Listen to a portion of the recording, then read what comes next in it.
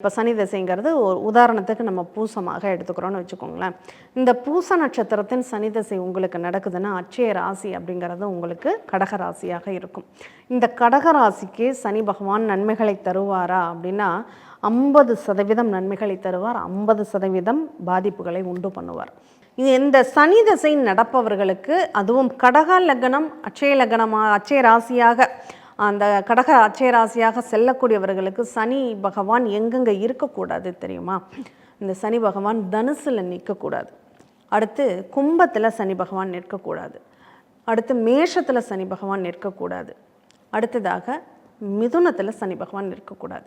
இந்த இடங்களில் இருக்காங்க அப்படின்னா இந்த சனி திசையை கண்டு நீங்கள் அப்போ தான் பயப்படணும். சரி, இந்த சனி திசை காலகட்டங்களில் அதனுடைய புத்திகள் அப்படின்னு சொல்லுவோம் இல்லையா, அந்த புத்திகள் எங்கே இருந்து செயல்படுத்துது அப்படின்னு பார்த்துக்கணும். இப்போ தனுசில் சனி பகவான் நிற்கிறாருன்னு வச்சுக்கோங்களேன். இந்த தனுசில் இருக்கக்கூடிய இந்த சனி பகவானுடைய தசையில் இந்த புத்திநாதர்கள்னு சொல்லக்கூடிய மற்ற 8 கிரகங்களும் எந்த இடத்துல நின்னா பாதிப்புகளை அதிகமாக கொடுக்கும் அப்படின்னு கேட்டால், அவங்க ரிஷபத்தில் நிற்கக்கூடாது, அடுத்து கடகத்தில் நிற்கக்கூடாது.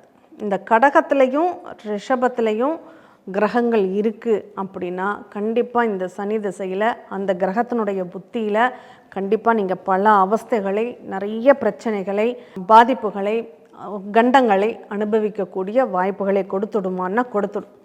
அப்படி இல்லை, இந்த ரிஷபத்திலேயோ கடகத்திலேயோ கிரகங்கள் நிற்கலைங்கிறவங்க கவலைப்பட வேண்டிய அவசியமே கிடையாது.